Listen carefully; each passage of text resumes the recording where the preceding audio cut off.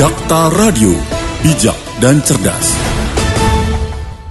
Bincang publik bersama Dinas Penanaman Modal dan Pelayanan Terpadu Satu Pintu Kota Bekasi. Ini suatu terobosan yang dilakukan oleh Dinas untuk memudahkan masyarakat, mendekatkan masyarakat untuk mengurus berbagai administrasi. Tentu kita sudah tahu bahwa ada mall pelayanan publik Kota Bekasi di beberapa tempat yang memang sudah disediakan. Tapi kita ingin lebih lanjut lagi, ini terkait dengan mall pelayanan publik, dan sudah hadir di studio kami Kepala Dinas Penanaman Modal dan Pelayanan Terpadu Satu Pintu Kota Bekasi, Bapak Diki Irawan. Assalamualaikum Pak Kadis. Waalaikumsalam warahmatullahi wabarakatuh. Kabar baik ya Pak? Insya Allah baik. Alhamdulillah. Lalu ditemani penata kelola penanaman modal ahli media, Bapak Dedi Muhammad Irfan. Assalamualaikum Pak Dedi. Waalaikumsalam warahmatullahi wabarakatuh. Kabar baik ya? Alhamdulillah sehat. Kita bahas mall pelayanan publik di Kota Bekasi. Tentu tak asing lagi, tapi mungkin bagi masyarakat di mana sih sebenarnya, dan kenapa dari Kota Bekasi ini membuka mall pelayanan publik di Kota Bekasi? Silakan, saya ke Pak Kadis ya. Iya, terima kasih. Jadi intinya tadi kita ingin meningkatkan semua pelayanan publik ya. Artinya pelayanan publik itu harus mudah, cepat, dan murah gitu ya. Selain tentunya dari semua konsep itu, semua pelayanan publik itu juga memberikan kepastian hukum. Nah, salah satu caranya adalah sudah digagas dari tahun 2019. Waktu itu MPP pertama dibuka di Lotte, yang di dekat proyek, kemudian berpindah lagi ke Mall BTC. Nah, ini salah satunya adalah tujuannya adalah tadi one stop service lah, memberikan pelayanan kepada masyarakat dalam hal pelayanan publik, banyak hal ya, masuk misalnya apa yang diurus oleh DPMPTSP, kemudian oleh Polres, kemudian Kejaksaan, kemudian imigrasi dan sebagainya, dan banyak yang lain itu dijadikan satu tempat, sehingga masyarakat ketika datang ke satu tempat itu langsung bisa memperoleh pelayanan publik dalam satu waktu. Nah, ini yang dicoba bahwa sesuai amanat Undang-Undang 25 tentang pelayanan publik, bahwa pelayanan publik harus seperti itu, jadi semakin cepat, semakin mudah, dan semakin murah. Itu kepada masyarakat bisa satu kali hadir langsung mendapatkan berbagai jenis layanan yang diperlukan untuk kebutuhan sehari-hari. Baik, jadi ke satu tempat semuanya kita mau buat akte atau dan sebagainya, paspor kan sudah bekerja sama dengan berbagai instansi ya. Betul. Baik. Tapi Pak, untuk awal mulanya istilahnya bekerja sama dengan instansi lain seperti imigrasi, kemudian dari Polres nih, untuk menjalin kerjasama dengan mereka ini seperti apa maksudnya Pak? Ya, alhamdulillah ketika kebijakan diamanatkan untuk membangun sebuah mall pelayanan publik sebagai one stop service gitu ya, semua pasti mendukung gitu ya. Artinya kami pemerintah Kota Bekasi berkomunikasi dengan kepolisian, Polres, kemudian dari imigrasi dan sebagainya, dan semua mendukung.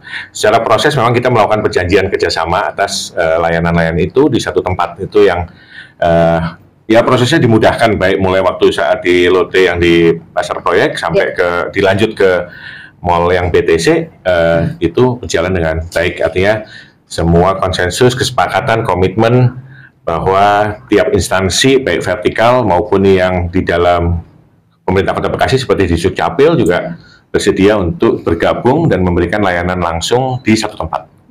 Baik. Sudah berapa sekarang Pak MPP-nya?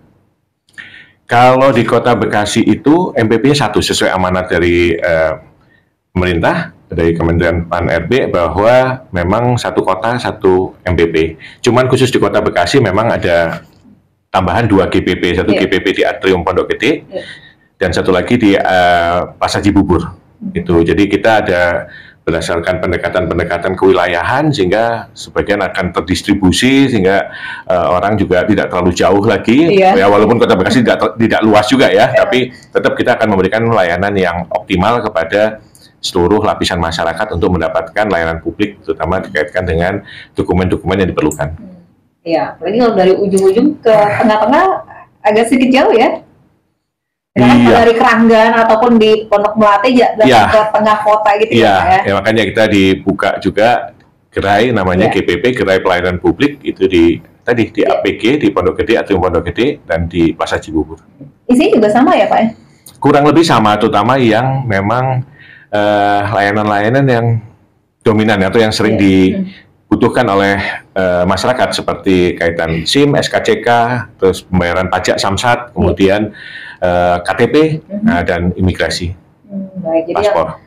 lebih banyaknya itu yang istilahnya surat-surat daripada yang SIM dan lain sebagainya ya Pak ya? Iya. Kebanyakan ya? Kebanyakan memang kan rata-rata keperluan masyarakat itu ya berkaitan dengan kebutuhan sehari-hari seperti KTP ya, tanda pengenal, kemudian untuk berkendara SIM, kemudian membayar pajak gitu ya, kemudian untuk pencari kerja juga butuh SKCK gitu ya, dan paspor kalau buat yang memang ingin butuh untuk ke luar negeri gitu ya. Baik, jadi di satu tempat semuanya ada ya, one stop service ya istilahnya ya Pak ya. Iya. Baik. Ini kalau masyarakat dari kapan ini Pak adanya MPP ini? MPP itu kalau yang di lotre 2019 ya. 2016 Pak Dedi? 2018 kita awal, Nah, 2019 sampai pindah ke BTC itu 2020. Baik, berarti sudah lumayan ya. Iya. Sampai sekarang berarti kalau untuk yang di BTC itu sudah hampir 4 tahun ya. Kenapa sih Pak pilihnya di mall Pak, nggak di di kantor Pemkot ataupun di mana gitu Pak? Ya, ini tentunya berdasarkan ketersediaan ya. Artinya memang karena ini sifatnya adalah layanan terpadu gitu ya. Layanan terpadu one stop service tentunya kan butuh ruang yang tidak kecil gitu ya. Saat itu memang kita tidak punya gedung-gedung yang representatif gitu ya, tidak punya gedung representatif yang bisa menampung berbagai layanan. Jadi sebagai contoh di MPP yang BTC sekarang ini itu ada 27 gerai, 27 loket dan itu melayani 141 jenis layanan. Nah, tentunya itu kan butuh ruang space yang tidak kecil gitu ya, dan memang belum ada waktu itu yang representatif sehingga kita kerjasama dengan memanfaatkan mall-mall yang ada, sehingga yang terpakai kemarin adalah di mall BTC. Ya, ini yang kita gunakan sebagai MPP. Di daerah lain perlu kami informasikan juga bahwa belum semua sebetulnya daerah kota kabupaten bahkan di Jawa Barat ya itu yang memiliki MPP gitu ya, karena space yang cukup besar. Beberapa memang sudah mulai membangun sendiri gitu ya. Nah, kita karena belum ada waktu itu ya kita pakai space yang bisa kita gunakan. Tujuannya kan semua yang kita lakukan demi memberikan layanan terbaik buat masyarakat. Jadi yang pemerintah lakukan adalah memberikan layanan terbaik sehingga meningkat kesejahteraan masyarakat gitu. Baik, apalagi tempatnya udah nyaman ya Pak ya. Betul. Jadi buat surat sekalipun belanja ya Pak ya. Iya. Baik. Oh, mungkin kalau untuk di mall-mall lainnya Pak nanti akan ada penambahan kah? Atau mungkin nanti ada gedung sendiri gitu Pak? Iya, jadi insya Allah nanti per tanggal 2 Desember, 2 Desember itu MPP yang di BTC akan kami pindahkan. Jadi yang tadi saya sampaikan bahwa di awal-awal kita memang tidak memiliki ruang sendiri atau gedung sendiri yang representatif, tapi berdasarkan keputusan Wali Kota penetapan lokasi 060 tahun lalu 2023 bahwa kita akan menggunakan gedung ex-Disnaker yaitu di Jalan Ahmad Yani untuk digunakan sebagai mall pelayanan publik baru ya, mengalihkan dari yang di mall BTC. Jadi sekali lagi MPP-nya tetap satu, yang di BTC nanti digeser ke yang di ex-Disnaker dengan luasan yang jauh lebih luas, karena yang di BTC itu hanya 971 meter persegi, sementara yang di baru ini 1870 meter persegi. Artinya memang lebih luas, nanti gerainya lebih banyak, layanan tinggal tugas kami adalah merangkul sebanyak-banyaknya instansi untuk memberikan layanan bersama di satu tempat. Itu yang direncanakan nanti tanggal 2 Desember ini, Mbak. Iya, insya Allah. 2 Desember sebentar lagi ya Pak ya. Persiapannya memang sudah matang menuju ke gedung ex-Disnaker ini? Penataannya sudah selesai, tinggal sisi luarnya perapihan itu oleh Dinas Perkintan. Kemudian nanti pemindahannya, intinya sih pemindahannya mungkin di tidak hari kerja, karena prinsipnya pelayanan publik tidak boleh berhenti 1 detik pun kecuali di luar jam kerja dan tidak hari kerja gitu ya. Selagi hari kerja dan jam kerja tidak boleh berhenti, sehingga nanti kita mengalokasikan pemindahan semua hal-hal barang seperti komputer dan lain sebagainya itu di hari libur, kejar semalam lah gitu, sehingga pada tanggal 2 sudah langsung bisa beroperasi seperti biasanya. Dan sampai tanggal 2 layanan di mall MPP yang di BTC masih tetap aktif karena tadi tidak boleh berhenti. Iya. Mungkin nanti sebagian lagi di BTC ya. Apa enggak nanti masih semua saat ini masih semua. Nanti tanggal 2 Desember difokuskan di sudah di Ahmad Yani ya, udah baru. Dan jadi tidak ada tidak ada sebagian di BTC, tidak ada sebagian di Ahmad Yani, enggak, semuanya nanti langsung Ahmad Yani, full langsung semuanya. Ya. Tapi untuk jenis pelayanannya bertambah nggak nih Pak yang di gedung baru nanti? Sejauh ini memang kita gambarkan bahwa memang layanan dominan yang sering, jadi pengunjung ke BTC, MPP BTC itu rata-rata per bulan di kisaran 9.000 sampai 10.000 per bulan. Dominasinya memang di pengurusan SIM, SKCK, kemudian layanan-layanan di DPM PTSP, kemudian Disduk Capil, kaitan KTP, dan imigrasi paspor. Ada bank karena biasa pembayaran di situ ya, tapi yang lain-lain memang tidak terlalu signifikan ya, seperti layanan kejaksaan, BPN, itu tidak terlalu signifikan, jumlahnya ada tapi tidak terlalu signifikan. Sehingga nanti so far memang masih itu yang menjadi primadonanya gitu ya, kebutuhan masyarakat. Soal nanti ada ditambahan baru, sekali lagi karena luasannya cukup luas, jumlah gerainya jadi bertambah juga. Nah, ini kita akan mencari inovasi kira-kira layanan apa yang memang masih diperlukan masyarakat yang bisa dihadirkan juga di mall pelayanan publik yang di Ahmad Yani. Baik. Jadi diharapkan dengan pindah ke gedung baru ini animo masyarakat lebih besar lagi ya Pak ya? Insya Allah. Jadi sekali lagi buat kami di DPM PTSP, tugas kami kan salah satunya adalah pelayanan terpadu satu pintu, pengejawantahannya melalui MPP, itu di mana kita menggabungkan semua layanan gitu. Kemudian kita juga sebetulnya untuk hal-hal yang menjadi produk dari DPM PTSP, kita sudah 100% online. Kita udah menggunakan OSS, kita udah menggunakan SIM BK untuk mengganti IMB dulu, IMB sekarang PPK, dan silat untuk berbagai layanan perizinan non berusaha. Nah, ini udah 100% dan bisa dibilang untuk layanan ini juga sudah bisa cetak mandiri, kecuali satu aja yang belum, IPTM, itu izin penggunaan tanah makam aja itu yang tidak bisa cetak mandiri ya, memang belum, karena itu memang membutuhkan siklus yang atau prosedur yang beda, sehingga kalau yang lain udah SIP dokter, SIP perawat, izin banyak lah, izin-izin yang ada di silat, reklama dan sebagainya itu semuanya sudah cetak mandiri. Artinya sebetulnya memang posisinya udah mengarah ke tadi kita obrolan di luar ini ya, di luar acara, bahwa kita udah mengarah juga pada MPP digital. Kedepannya nanti akan lebih mengarah ke sana dengan kemandirian dari pemohon untuk bisa menginput di aplikasi-aplikasi itu. Baik, Pak, di gedung MPP ini kan harus membawa berkas ya. Tentunya kita kan mengarah pada digital Pak ya, online. Ini bagaimana Pak untuk mensinergikan antara MPP dan juga ada online nih Pak? Jadi konsepnya di luar yang kalau MPP itu yang saya sampaikan tadi, tidak hanya layanan yang dikeluarkan oleh DPM PTSP. Jadi DPM PTSP ini kan dikenal dengan dinas perizinan ya, berapa banyak perizinan yang dikeluarkan oleh PTSP. Tapi ada layanan oleh instansi lain seperti kayak imigrasi, SIM, dan itu masih harus hadir sih, karena dia harus tetap foto, tetap foto, tetap tanda tangan, tetap cap sidik jari gitu ya. Jadi itu memang itu instansi yang lain ya, vertikal. Sementara kalau di kami kan saya sampaikan tadi sudah online ya, sudah 100% online. Jadi kalaupun ada, kita konsepnya adalah pendampingan.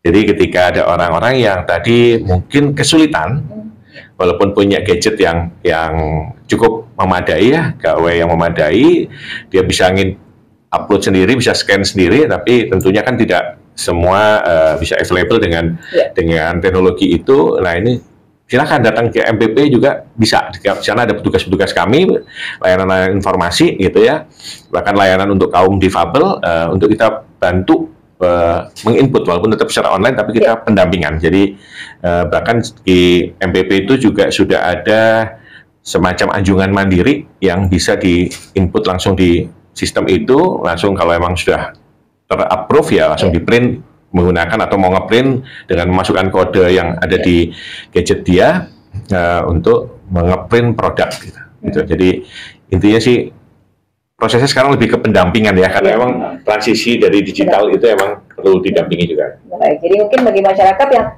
masih bingung bisa datang ke MPP, ternyata mereka harus online, bisa tanya-tanya di sana juga bisa ya. Betul. Dengan petugas memang sudah ditempatkan di lokasi, tentu dengan pelatihan-pelatihan juga kepada mereka ya Pak ya. Betul. Jadi besok kalau nggak salah ya Pak Dedi ya, besok itu ada semacam kayak pelatihan untuk melatih para FO, front office, frontliner, petugas itu untuk tadi selain meningkat dari attitude-nya, hospitality-nya, juga kemampuan informasinya ya, karena masyarakat kan tidak cukup dengan hanya dikasih ramah dan senyum, tapi juga perlu dikasih informasi yang cukup untuk mereka bisa mendapatkan layanan yang baik. Baik. Tentu masyarakat juga agak sedikit kepo ya istilahnya ya, nanyanya banyak, tentunya petugasnya juga harus lebih interaktif ya. Betul. Baik. Ini jadi nanti masyarakat rekan data bisa memanfaatkan mall pelayanan publik mengurus berbagai keperluan ya. Ini kayaknya semua instansi juga di satu tempat ya, ada Kanwil DJP, Bea Cukai, Imigrasi, Kemenak, kemudian Polres, mengurus pertanahan, Bapenda, Disdukcapil, Disnaker, Dinkes, kemudian juga dari PDAM ya Pak? Iya, betul. Bayar Pak mungkin apa bagaimana? Betul. Bahkan PDAM itu seringkali kalau kita ikutin IG-nya, dia interaktif mensosialisasikan ini ya, tenannya itu, untuk mudahnya mereka melayani pembayaran PDAM dan sebagainya. Kemudian juga BPJS juga ada, BPJS Kesehatan, BPJS Tenaga Kerja juga ada di mall pelayanan publik gitu ya. Dan ini juga menjadi, sekali lagi, one stop service, orang datang apa aja urusannya selesaiin lah gitu. Jadi satu tempat mau urus semuanya, tinggal bawa berkasnya aja istilahnya, begitu Pak ya. Betul. Baik. Selama ini untuk sosialisasi MPP kepada masyarakat agar lebih tahu lagi bagaimana Pak? Jadi ya hari ini juga ada sosialisasi ya di Radio Jakarta, terima kasih gitu ya. Nah kita juga selalu silahkan membuka di IG kami, kemudian di website kami gitu ya. Sebentar, karena itu websitenya panjang, www gitu. Silakan, mungkin Pak Dedi bisa dibantu. Apa Pak Dedi? Gitunya. Jadi masyarakat bisa mengunjungi kita ke MPP Kota Bekasi. Atau bisa di DM aja di Instagram ya, di @bpmptsp_Kota Bekasi. Nanti rekan Rafa bisa DM, kemudian bisa bertanya terkait dengan hal-hal yang ada di MPP. Kami juga mengundang rekan data untuk bergabung bersama kami di 0815111007. Kita rekan data, kami mengundang Anda untuk bergabung terkait dengan mall pelayanan publik. Silakan di 0815111007. Nah, tentunya ini one stop service untuk rekan data. Jadi ke satu gedung bisa mengurus berbagai pelayanan di sana rekan data. Entah itu dari pihak kepolisian, kemudian mau bayar air, kemudian BPJS, kemudian mau surat izin lainnya bisa. Nanti di bulan Desember rekan data bisa menikmati gedung barunya di gedung Disnaker Kota Bekasi di Jalan Ahmad Yani, Bekasi Selatan. Tentunya mungkin tak perlu jauh lagi ke BTC, ataupun bagi rekan data yang masih tinggal di Keranjan, kemudian Bantar Gebang, di Jati Sampurna, bisa di gerai pelayanan publik yang ada di Cibubur, atau juga di Pondok Gede juga masih ada ya Pak ya? Ya sih. Masih ada ya. Tapi semuanya hampir sama ya dengan MPP ya, maupun GPP ya? Ya, yang pasti lebih kecil, karena memang tadi saya sampaikan bahwa kewajiban kita memang MPP, cuman tadi lebih mendekatkan dengan cara membuat gerai-gerai itu, gerai pelayanan publik. Meskipun nanti ada MPP, akankah menambah lagi GPP nih Pak? Enggak. Nanti kita lihat. Kalau memang nanti dengan pertimbangan, jadi karena kita udah mengarah ke arah digital ini ya, jadi kita lihat lagi. Baik, jadi nanti lihat kebutuhannya, animonya, kayaknya masyarakat pengen nih, baru ya dipertimbangkan gitu ya Pak ya. Baik. Nah tentunya mungkin tadi saya tanyakan kembali Pak terkait dengan tadi MPP-nya pindah Kemudian sebenarnya lebih enak mana sih Pak, di mall apa sendiri gitu Pak? Ya, terima kasih. Sebetulnya kalau namanya menggunakan mall itu kan ada pihak PT atau pengelola ya, pengelola mall gitu ya. Kita tinggal bayar gitu ya, komponen-komponennya, misalnya komponen sewanya kita bayar, kemudian komponen servis jasnya kita bayar, kita tinggal menempati, terus mengawasi, komplain, ya kan, kalau ada kekurangan ini dan itu kita telepon manajemennya, ini kok kurang dingin, kok kurang ini gitu ya. Nah, pasti itu lebih simpel buat kami gitu ya, dengan MPP yang baru, ini alhamdulillah jadi ada efisiensi karena tidak perlu lagi sewa gedung, tapi otomatis tetap ada biaya untuk service charge yang ini harus kita lakukan secara sendiri ya, baik yang menggunakan pihak lain, pihak ketiga, untuk misalnya kaitan kebersihan, keamanan gitu ya. Kemudian nanti kalau ada persoalan AC ya berarti kita juga harus turun, walaupun lagi dengan pihak ketiga. Artinya kita yang biasanya tinggal komplain sekarang kudu ngecek gitu aja, itu bedanya. Karena intinya kan memberikan layanan terbaik buat semua pemohon yang hadir gitu. Karena begitu nggak dingin aja kan pasti juga nggak nyaman kan gitu, karena itu. Nah itu yang mungkin kalau ditanya enak nggak enak ya plus minus lah, ya. Jadi tapi satu sisi emang tadi ada penghematan kan, siapa tahu dengan penghematan itu anggarannya bisa digunakan untuk hal-hal yang lain gitu ya. Dan ini juga menjadi kemandirian, karena kalau enggak nanti kan banyak persoalan ya. Jadi ceritanya ini MPP BTC ini itu BTC itu ada BTC 1 dan 2. Kemudian BTC yang 1 ini di take over sama Primaya Hospital. Jadi dia mau berubah jadi rumah sakit gitu ya. Jadi nah kalau kita menggunakan gedung-gedung swasta kan bisa saja nanti dalam perjalanan take over oleh swasta yang lain. Nah, ini kan jadi persoalan gitu, karena pemindahan juga bukan hal yang mudah gitu ya. Jadi masa tiap nanti ada 3 tahun, 4 tahun, 2 tahun, 1 tahun di take over, apalagi diganti rumah sakit, nggak boleh ada layanan lain gitu selain layanan rumah sakit. Nah, itu harus pindah. Nah, dengan gedung sendiri tentunya kan jadi lebih safety lah ya. Jadi masyarakat juga nggak terganggu, nggak pindah-pindah lagi lah. Ya, tadi kan saya sampaikan awalnya di Lotte yang di Pasar Proyek, terus pindah lagi, nanti tanya lagi pindah kapan lagi mau pindah Pak gitu ya. Nah, dengan di gedung sendiri ini saya sudah jadi permanen lah gitu. Iya, baik. Nah, tentunya ini juga diharapkan dengan gedung baru pelayanan pun lebih ditingkatkan lagi Pak ya. Insya Allah pastinya, karena itu sudah menjadi komitmen kami ya. Saya sampaikan di awal tadi bahwa semua layanan harus cepat, mudah, murah, dan ini juga kita sampaikan ke instansi-instansi yang bergabung di layanan di MPP ini untuk, jadi kita mewajibkan ada SPM, standar pelayanan minimal, dan itu harus ditetapkan, kemudian yang lain-lain juga harus dibuat SOP-nya dan sebagainya, sehingga masyarakat juga mendapatkan kepastian. Baik. Nah tentunya ini yang waktunya Pak, apakah Senin sampai Jumat atau nanti itu kan gedung itu kan strategis ya, istilahnya Car Free Day nih, apalagi hari Minggu masyarakat yang nggak sempat untuk di hari biasa, apakah nanti juga akan ada penambahan waktunya Pak di gedung yang baru? Itu sudah menjadi rencana kami gitu ya, yang sedang kita kaji juga, bahwa kalau layanan kita kan saat ini Senin sampai Jumat, sampai jam 3 gitu ya, mulai dari jam kerja sampai jam 3. Tapi untuk kayak di Car Free Day kita juga sering membuka counter-counter sendiri gitu, kayak layanan NIB dan sebagainya, kita juga udah sering kok gitu minggu. Kemudian kerjasama dengan imigrasi juga memberikan layanan khusus di mall-mall gitu ya, ada istilahnya route to mall lah gitu ya, jadi layanan imigrasi. Tapi untuk membuka layanan di luar hari kerja itu udah menjadi kajian kami, dengan melihat tentunya efisiensi dan efektivitas. Karena jangan sampai kita membuka tapi juga ternyata animonya tidak terlalu besar ya, apalagi sekarang sudah serba digital, sudah online gitu. Ini tetap jadi kajian. Jadi itu jadi rencana kami juga untuk dengan berbagai pertimbangan untuk apakah kita siap untuk dan semua siap untuk membuka di luar hari kerja. Baik. Jadi saat ini masih Senin sampai Jumat jam 8 sampai jam 15 ya? Iya, 15. Di jam kerja ya. Pak, kalau mau ke sana harus online dulu nggak sih Pak untuk ngantrinya gitu Pak?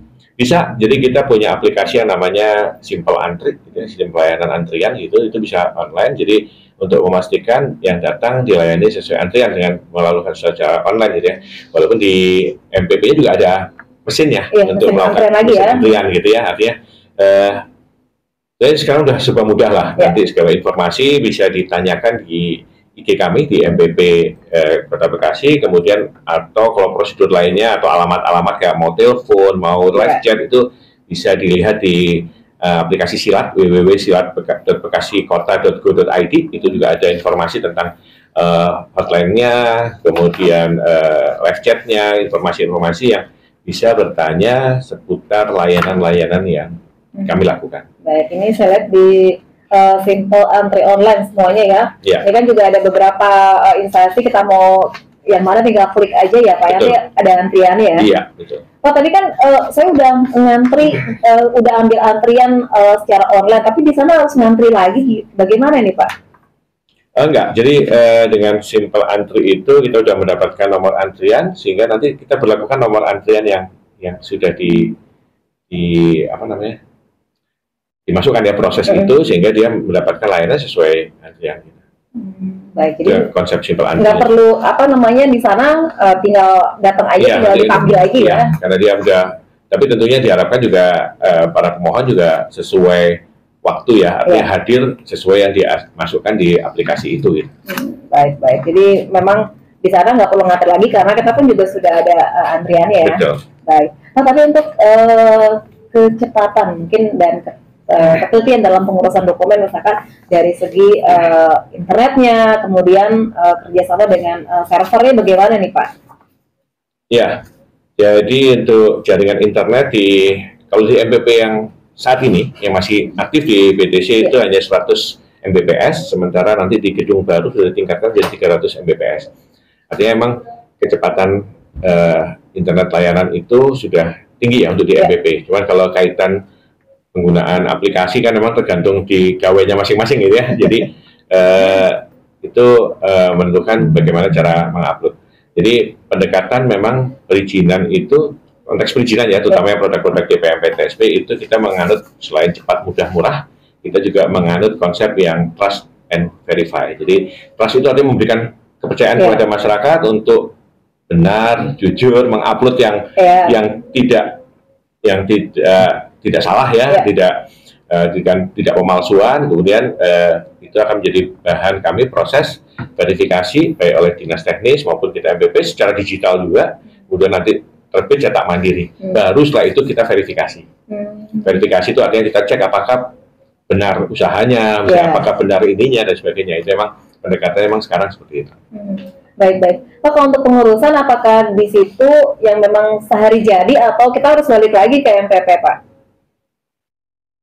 Kalau saat ini sehari jadi ya, kayak ngurus SIM, sepanjang lengkap, bayar kan ada pemasukan negara. Ya langsung jadi gitu. Paspor juga begitu ya, sepanjang dokumennya memang kuotanya terpenuhi ya, karena memang kan dia terbatas, karena kan kayak imigrasi masih buka layanan di kantornya di Teluk Pucung, kemudian kalau imigrasi lebih gampang lah di kantor imigrasi, kemudian SIM juga di Polresnya juga masih buka. Tapi untuk pengurusan yang lain Pak, apakah kita datang masukkan dokumen kemudian menunggu lagi gitu Pak? Enggak. Sejauh ini sih enggak ada yang pengurusan yang harus menunggu ya, kecuali memang kalau yang menunggu lama yang membutuhkan verifikasi biasanya udah online, sudah online. Jadi memang ada waktu tunggunya kalau yang online kan. Jadi misalnya begini, untuk mengurus pengganti IMB PBG itu kan menggunakan SIM-BG itu online kan, gitu. Itu dia masukkan, diupload semua kelengkapan, nanti di dinas teknis dikaji dan sebagainya, dan seterusnya baru sekian hari masuk ke. Itu total kalau SOP-nya kurang lebih sekitar 28 hari dari mulai pembahasan, pengkajian dan sebagainya masuk ke DPMP-TSP, diajukan pembayaran retribusi, baru terbit. Untuk reklame juga itu melalui aplikasi Silat itu diupload dan itu kurang lebih 5 hari. Di SOP-nya 5 hari. Di SOP 5 hari, 3 hari di dinas teknis, dalam hal ini Bina Marga dan Sumber Daya Air, kemudian di DPMP-TSP 2 hari berikut sudah dengan Bapenda untuk pembayaran pajak reklamenya. Baik.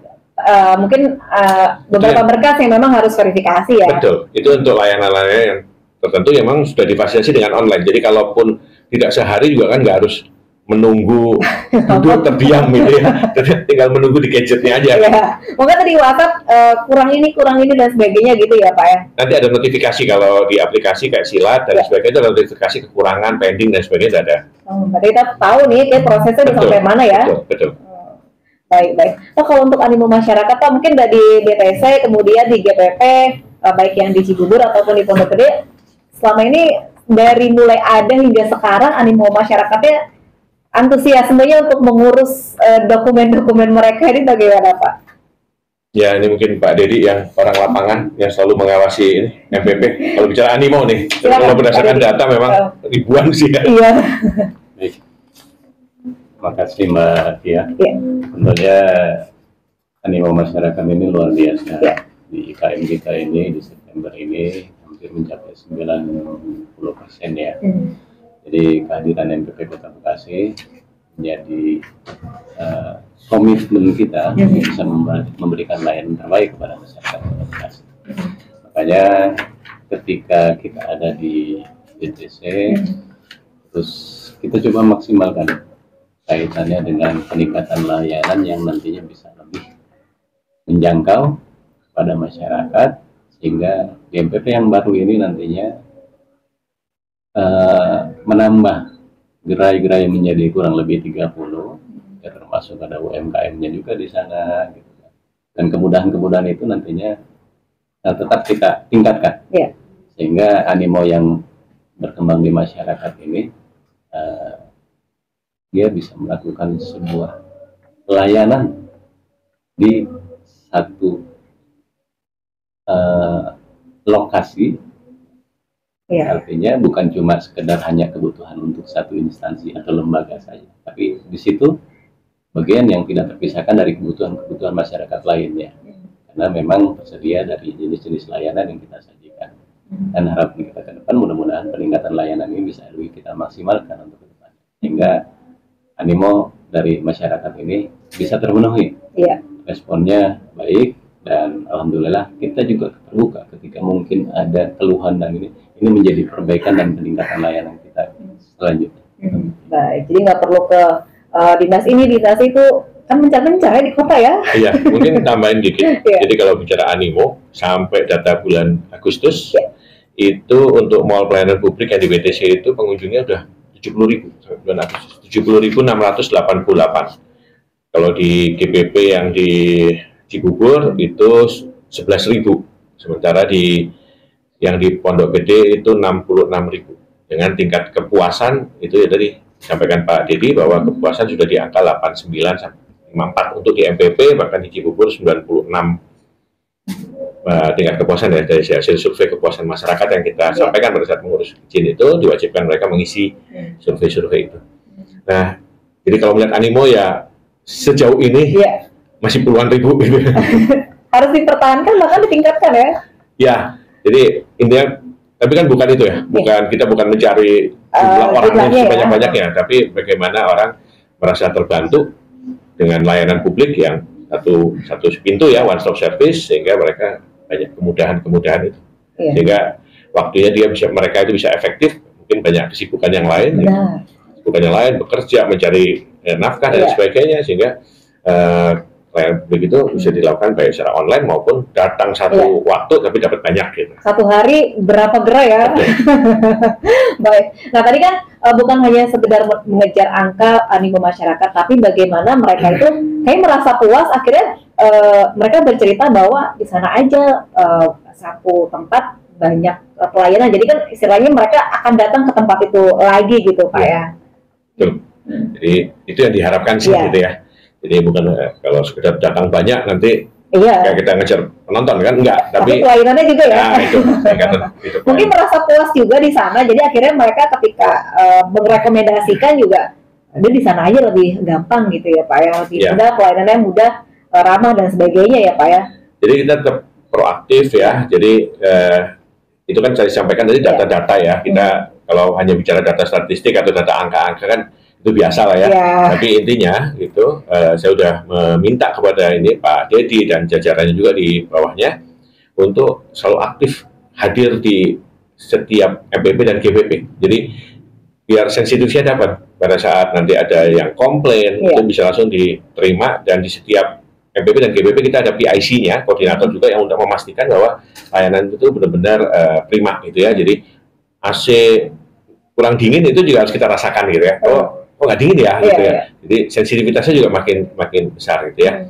Nah bahkan nanti kewajibannya gitu ya, walaupun saya harus mobile gitu, jadi di MPP itu ada ruangan buat kepala dinas DPMP-TSW.